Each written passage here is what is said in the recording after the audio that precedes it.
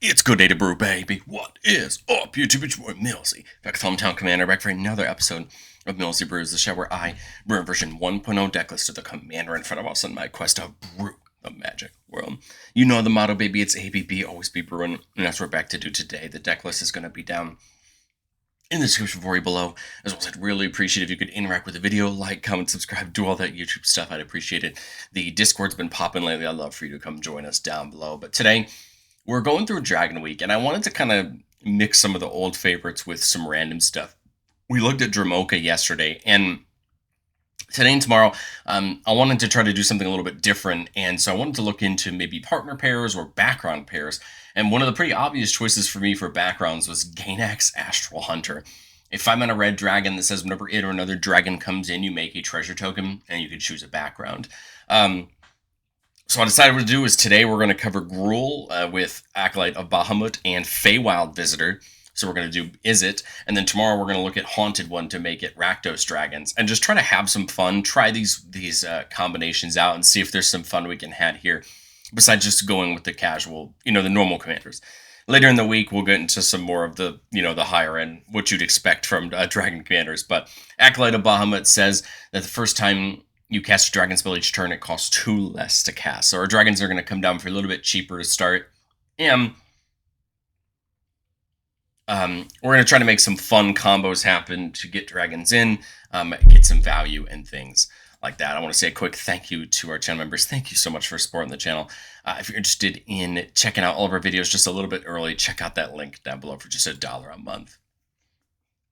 Obviously, we want dragons that impact our game plan, whether it be hitting harder in combat, making treasures to cast more dragons. There's a lot of options, even dragons that make tokens, right, which lead to treasures because of, right, Ganax's ability. Of course, one of the more classic Gruul, Dragon Commander options that we talked about previously that, of course, is going to go in the deck is something like a Tarka, giving all of our dragons double strike. Cavern Horde Dragon. It's a very interesting dragon. When it hits a player, you create a treasure token for each artifact that player controls. We're going to use those treasures again for either dragons or dealing with maybe multiple combats down the line if we can. Goldlust Triad has myriads. Whenever you attack a player, you get a copy of it attacking each other player. Then whenever it hits a player, you make a treasure. So again, we still want to care about treasures because treasures are going to be useful for us, especially something like Goldspan Dragon that makes a treasure whenever it attacks, but allows your treasure to sack for 2 mana instead of 1 to really be useful. We'll talk in a later slide about aggravated assault as our multiple combats win combo. We also have something like Hellkite Charger that we can pay 7 mana when it attacks, and if we do, we get to untap all of our attacking creatures and take into other combat. Can be very useful towards the mid game when you have a couple dragons out and enough mana to pay for it at least once, especially after it attacks. So if you're making these treasures on attack with some of these other creatures, and then just pay it, keep going, and take over the game in combat. Hellkite Tyrant provides another alternate win con for us. Whenever it hits a player, we get to gain control of all artifacts they control at the start of our turn. If we have 20 more artifacts, we win the game. So if we can make enough treasures through all of our abilities and just playing dragons, we do at least have an alternate win con there as well. Lathos, whenever a non-token dragon comes in, makes us a 5/5 dragon, which, remember, Ganax does not care about token versus non-token. Ganax just wants dragons to come in, so Lathos will end up making us more treasures that way. Of course, we gotta play something like Gnawbone, giving us treasures anytime a creature we control deals damage to a player equal to that amount of damage, again, it being very useful for us. Roaming Throne will double up Ganax and all the rest of our dragons' triggered abilities, and we have a lot of triggered abilities in the deck, so Roaming Throne is going to do a good job for us there.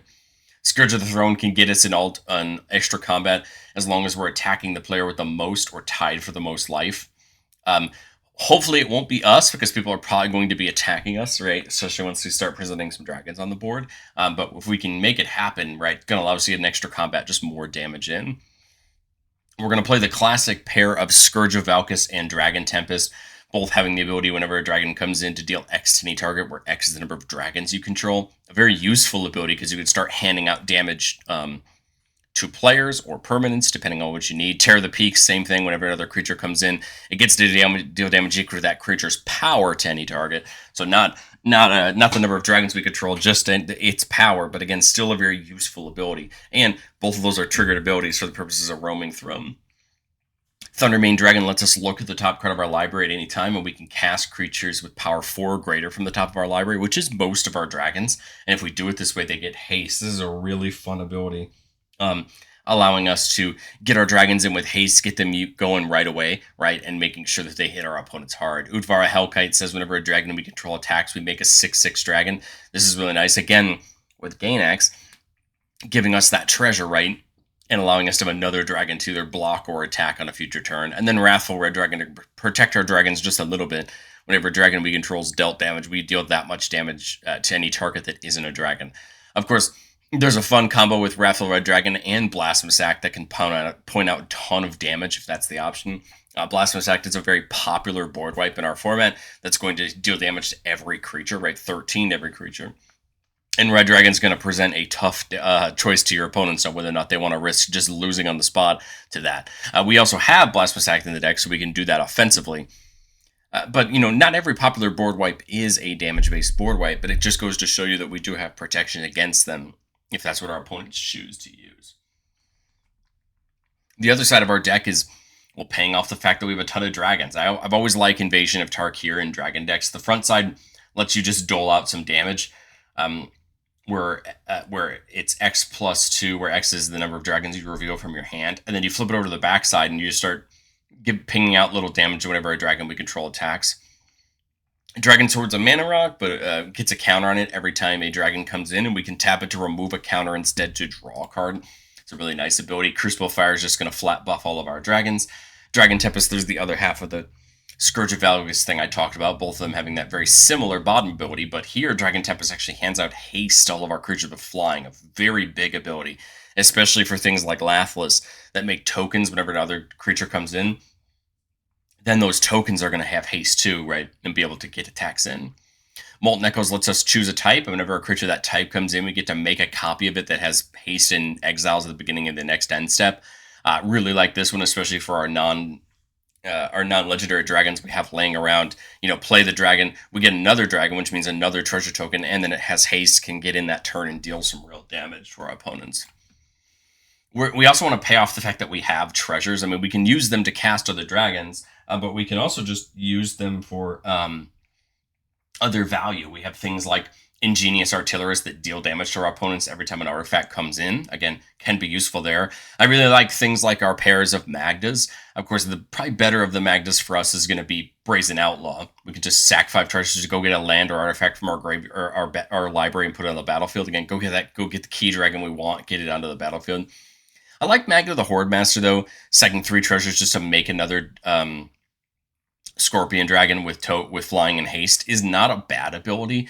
Mainly because if we really needed to, we could get more dragons that way. You trade down on the number of treasures, but you have some threats that turn that could attack if need be, right, to allow yourself to get that going. The Horde Master should also trigger for us, right, with some of our abilities that can deal damage to any target, right? That'll be helpful there to get some extra treasures. But really, these both are in the deck for their bottom abilities, letting us use those treasures for something else. Zorn's just going to give us an extra treasure every time we make a treasure. Again, a great ability, and we don't mind playing an extra non-dragon or 2 just for that. Alchemist Talent on level 2 lets all of our treasures tap for and sack for 2 mana, like Goldspan. And level 3, then if we cast a spell that had treasure, used to cast it, it deals damage out to each opponent for that spell's mana value, which is actually really big, depending on, right, when you start casting your huge dragons, that's going to be really useful. And then Reign of Riches comes in and makes a couple treasures, but the first spell we cast each turn that had mana from a treasure to cast it has Cascade, which from our big dragons should be able to get us most our deck, get them in, get value from them as we keep the party going. Of course, as a flying deck with bigger dragons, combat is going to be where we rule the game. And in red, we do have access to take multiple combats with a lot of ways. One of the easiest ways to do that is Aggravated Assault, a enchantment that for 5 red mana, you can just untap all your creatures and have another combat. There's a lot of ways you can pay this off. You have things like Savage Ventmaw that adds a 6 mana whenever it attacks. That'll pay for Aggravated Assault. Of course, we can use our treasures, right, that Ganax is making us. The Reaver Cleaver actually allows a creature to make treasures equal to the number of damage dealt to a player in combat. This is really nice if you have a big enough creature, because you might be able to just continue funding aggravated assault until we knock everybody out in the air. The nice thing about our dragons is we're already in the air, so we're going to have some natural evasion right against our opponents, and hopefully use that to our advantage as we push our, our things in combat. But I've said it before on the show, and I'll say it again. No deck's ever complete. This is my version 1.0 shot at Ganax Acolyte. And I think going into testing, probably the first big question is, do we want more treasure support? I think the obvious answer is Ancient Copper Dragon. We play with a budget on this show, and I didn't want to spend almost a third of it on Ancient Copper Dragon. Yes, we have ways to look for Ancient Copper Dragon, right? Things with Magda, and there are other things like Sarkhan's Triumph that can go get you a key dragon. That's probably a great way to make this deck even better, but it's just tough to want to spend a $100 bill on it. Yes, it's getting that nice reprint in Final Fantasy, but I still expect this card to be expensive, and I would suggest, unless you really want Copper Dragon, you don't need it. There's other dragons we can use. Great Train Heist is here just as an example of more extra combat spells we could use, and there are plenty of them in red for us to choose from. The thing I like the most about Great Train Heist is it does give us the option to also buff our board and give them First Strike. So 4 mana gives us an extra combat, 6 mana gives us that buff and First Strike. Most of the time, you're just going to be using this for 4 mana to get an extra combat, but hey, you never know. You could need it for something else. And then Breaching Dragonstorm again. The Dragonstorms are both pretty cool. I believe we're playing Encroaching in the deck for some ramp, but this one kind of gives you basically a Discover for 8 off the top. And you could play it, and if you don't, you put it into your hand. I really like Breaching Dragonstorm. I think a lot of people don't value it because it's 5 mana, but I think it's a very interesting thing, especially if you start hitting 7-8 mana dragons for just 5 mana. And the fact that you can bounce it back to your hand when a dragon comes in and replay it is at least valuable for you along the process. But let's get into what we love doing on the channel the most and get into our playtest. Remember, the goal of playtest on our channel is not to find Magical Christmas Land. It's not to show up our best plays, but it's to get into some scenarios and gameplay scenarios and understand how do we set up our board and what are we looking for. Here we're keeping a 3-lander with Cultivate, Carnelian Orb, a mana rock that can give out haste if we cast a dragon with it, Magda, and Molten Echoes. So it's not a bad start here. I mean, truthfully, we've got the ramp. We know Ganax is 4. Remember, we don't get Acolytes. It's not like we can go, Bahamut into Ganax. Remember, Bahamut, we only get its ability whenever Ganax is out. But it's still a pretty useful ability. I think I'll just crack the Farseek this turn. We want to continue to ramp when we can. I don't believe I'm playing Stomping Ground, so it's just going to be probably something like Cinderglade just to continue to get more dual lands. Here on 4, we got a couple options. We can go with the Orb and set up Ganax next turn with haste. We could go for the Cultivate to just set up more mana. We could go with Roaming Throne to get an extra treasure next turn when Ganax comes in. I mean, there's a lot of options here. We could go with Molten Echoes. It's kind of fun with Ganax because legendary dragons will still hit the battlefield and make us a treasure. And if I had to guess, so I'm going to do this as a thought. So if I play Molten Echoes Call Dragon and I play Ganax, Ganax would come in, get me a treasure. Right, I would get a copy of Ganax. Both of those are going to see that dragon. It's going to see itself, and this would come in, and then we'd sack Ganax. So I do believe that would gain me 3 treasures. So to me, that almost makes sense to do that now, calling dragon. Right, so that this turn we play Ganax. Again, the exact same thing happens where we net the 3 treasures. Right, and then they don't come in tapped, so we can use them right away. I think I'd probably... Question is, do I just nuke them or do I try to save them for Magda, right? Since Magda's there. If I get rid of them, I'm just getting rid of them for Carnelian Orb. So I think we wait, especially now that we see that Hellkite Tyrant. And then as we come into this turn, remember, now we get the copies of these dragons, so we're getting more treasures, right? Because the copies are coming in. I was going to say, I like the Carnelian Orb. I kind of think I'm thinking Roaming Throne. Remember, we get a copy of it that comes in... it'll be 4 treasures, right? Because the triggered ability of Ganax is going to be doubled. So when this one comes in, we're going to have Molten Echoes come in first, have this one come in. This is going to get doubled. This is going to actually give us 3 treasures, right? And then this one coming in will give us 3 treasures, right? Because we can stack the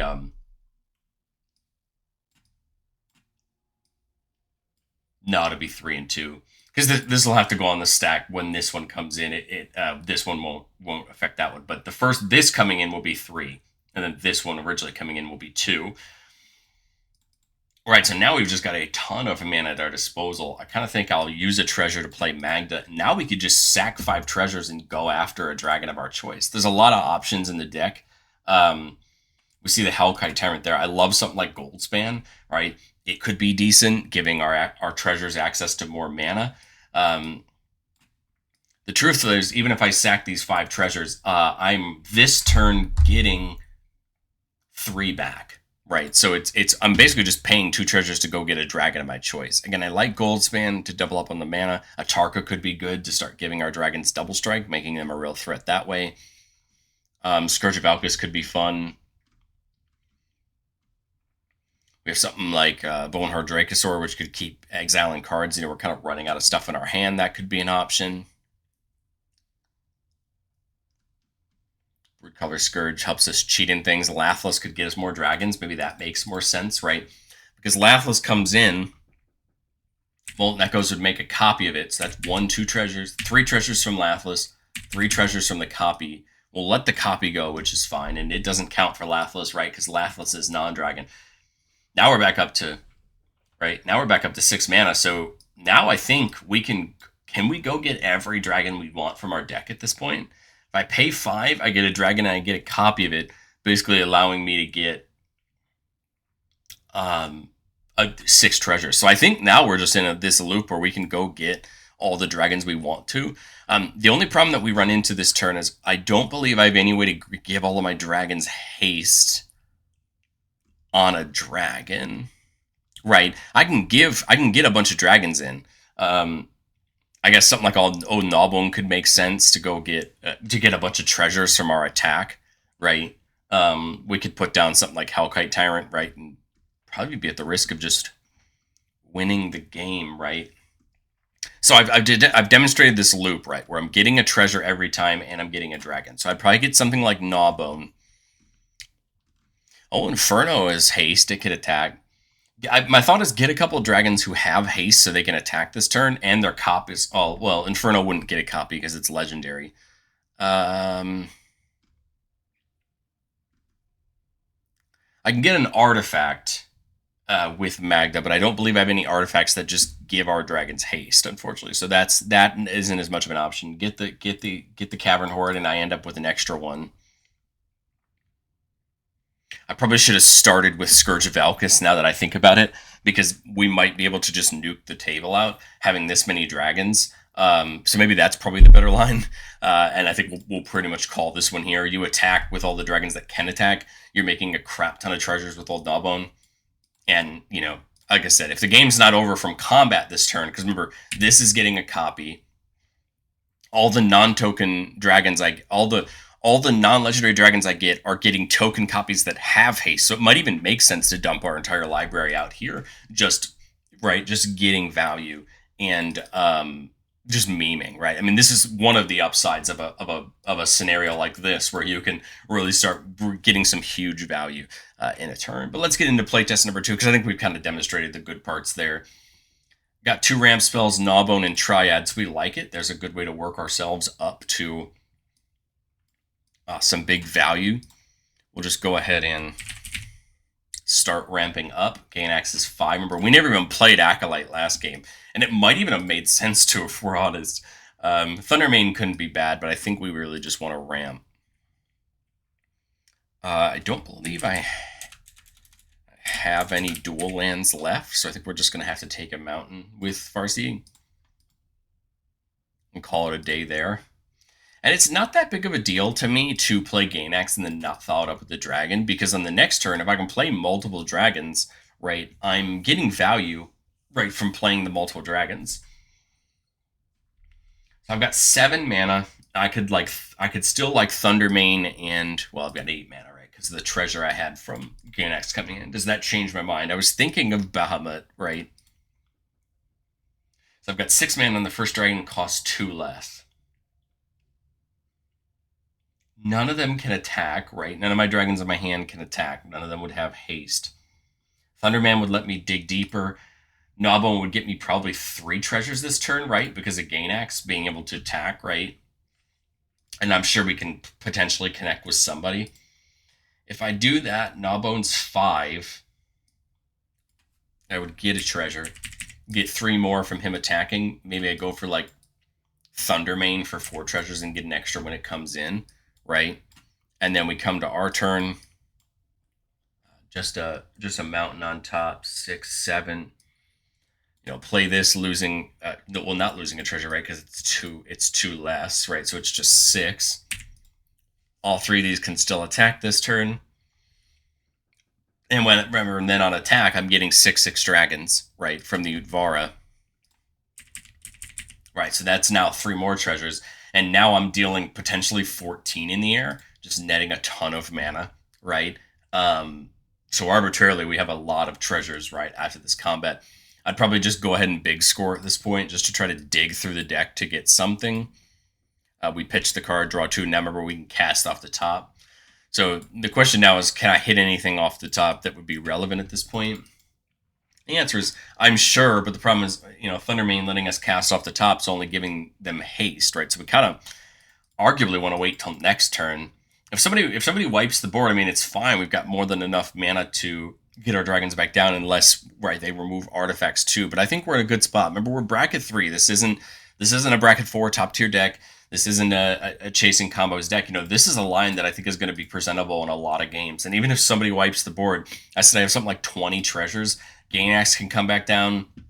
We can keep playing dragons and just keep going, right, for some big value. So I think that's not a bad place to stop on that one. Let's get into playtest number 3. Keep in a 3-lander with Dragon Tempest, Goldlust Triad, Beanstalk, and Rhythms. We've got 2 ways to make dragons hasty, which ain't a bad thing at all. The question is, which do we play on turn 2, Beans or Dragon? I like the idea of getting Beans down just to draw us a card. Remember, Beans, whenever we cast a spell with mana value 5 or greater, we draw a card. Get the Rhythm down. So now this is a way to give out haste or a counter whenever a dragon comes in. I guess with 4 mana, we'll get the Tempest in. I can play the Bahamut this turn. Ganax may not be out, but, we might as well not waste the mana. Because now on turn 5, right, you play Ganax. Beans goes off, drawing us a card. Ganax comes in, automatically gets haste with the Tempest, so we can give it a counter with Rhythm. And then we get a treasure. And if we could cast something this turn, we could. We just can't, unfortunately, right? Because we used all of our mana. But it's okay, because Ganax can still attack if we wanted to. And then now, coming into our turn, we've got 6 mana. The first dragon we cast costs 2 less, and we're going to start getting some nice pieces. So it has haste, though, which I think is the key part, right? So that's why I'm kind of thinking Gnawbone, right? 5 only costs 5, right? Because of Acolyte. It comes in, I get a treasure off Ganax, right? It has haste, and I'm going to give it the counter. Attack, I'm netting 14 treasures this turn. I don't think I have... Sorry, I would have drawn off of Gnawbone. I was going to say, I don't think I have any way to do anything like super special this turn. Drawing the Tyrant actually makes a ton of sense. That might be the last play I make this turn. Use 6 of the treasures and just dump the Tyrant in and call it a day. Because I like Terror of the Peaks, and it's probably not a bad play either. But, of course, being main 2, neither of them can really do what I want to do. I guess I can't win next turn anyway, so I'd probably just play the Terror. So, what's that? 9 treasures left, I think. So we'll just put this here with a 9 on it. Terror can just come in with the counters. It'll deal some damage out. Because then you come to this turn, right? Now I can take advantage of these dragons coming in with haste as long as nobody's affected the board state. And if they have, I mean, we still got 9 mana sitting here, right? Probably want to do as much as we can to draw, right? So Utvara is going to be 6 mana, right? So we lose 1 of our treasures. And we draw a card off of Beans. It'll come in with a counter and haste, right? Now we get to nuke somebody for 7 damage with Terror of the Peaks and 4 for the Dragon Tempest. So I've got 8 treasures left and 1 1 green. Can I get an extra combat this turn? I play the Charger for 6, so should it have been the Charger? Because I think if I had gone with the well, I can still play the Charger, right? But my thought, let's do this instead this way. If I'd played the Charger instead, it would have been 2 mana less, right? 4 mana, I would have still had this. I still draw, right, this. I could still play it. Now I have 11 mana left to take 7 to take an extra combat. And I got 1 off of Ganax. I'm getting more than enough treasures from these dragons on attack with Gnawbone that I believe we just have infinite combats now, right? I have 8, 12, 18, 24 power worth of dragons. And if anybody has any flying blockers, that's great. Otherwise, we just start attacking the people that don't have, right, that don't have flying blockers. And we just keep going, right? This 7 mana has to be paid on attack. That's why it's important that we start with it. But again, I think we're going to have more than enough and just be able to run our opponents over here. I was thinking about getting the Utvar down because you get the dragons. Right, 5 dragons attacking. I guess my other thought here was, paying for Utvara. You go down to 2 treasures. Right, but you get another stack of damage from this, and we get a treasure back. My thought was attack with all 5. You net 5 treasures on attack, right? And then you can still pay the 7 for Hellkite Charger. Not only that, the reason we're getting 5 on attack is because we're making 5 dragons that can attack this combat, but they can next combat, and they all trigger Dragon Tempest. That was my thought there, was basically just try to slam them all down and get a ton of value right on attack, and then push our way forward that way. Let's do one more playtest here. I know that got a teeny bit Christmas landy, but truthfully, I don't think it was that Christmas landy. And it's a very real possibility, especially when you start making dragons tokens, right? That's why I think Lathless and Utvara Hellkite are so good, is because making those dragons turn into treasures, right?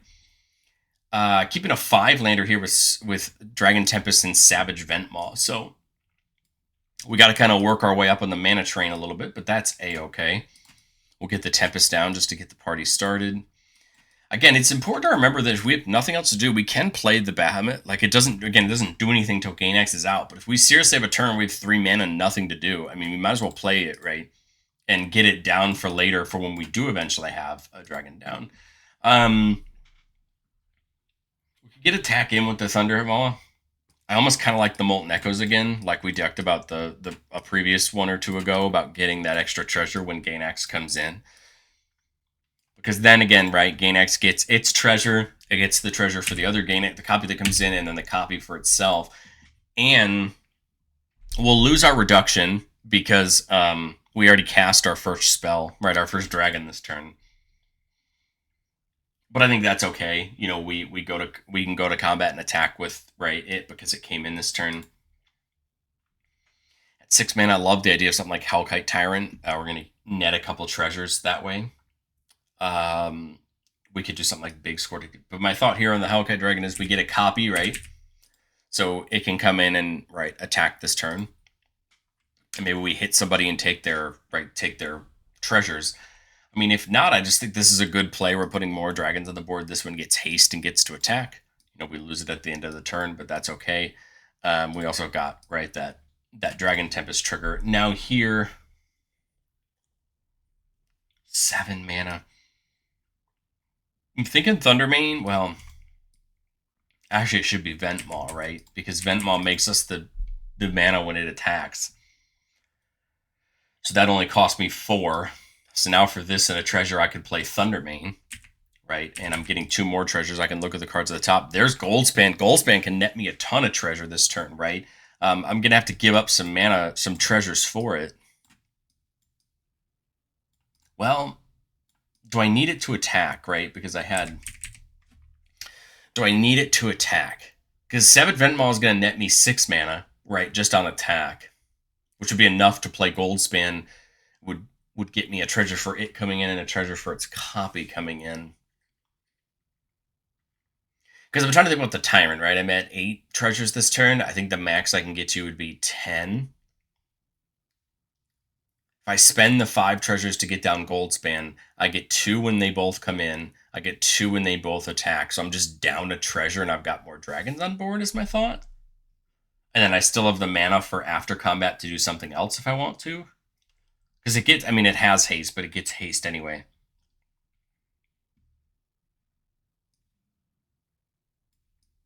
Right? Because my thought is 3, 4, 5, right? For Goldspan. 2 more treasures. Both the Goldspans now attack, right? Getting 2 more treasures.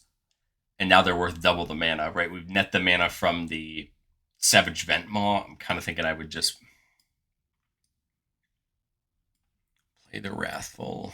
Parapet's not bad either. And we, again, could have done that before combat for Parapet's ability. Again, we're not in a really bad spot here, honestly, and I think it just continues to show you where using these things like Molten Echoes, I think, can be really useful.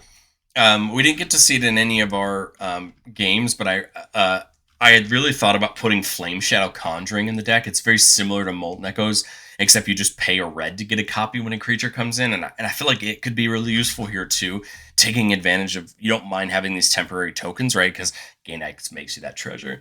But I'd love to know what you think of Ganax Acolyte. Would you want this for a Gruul Dragons list? Would you rather prefer something like a Tarko or Clouth? I'd love to know what you think, and I will catch you on the next one.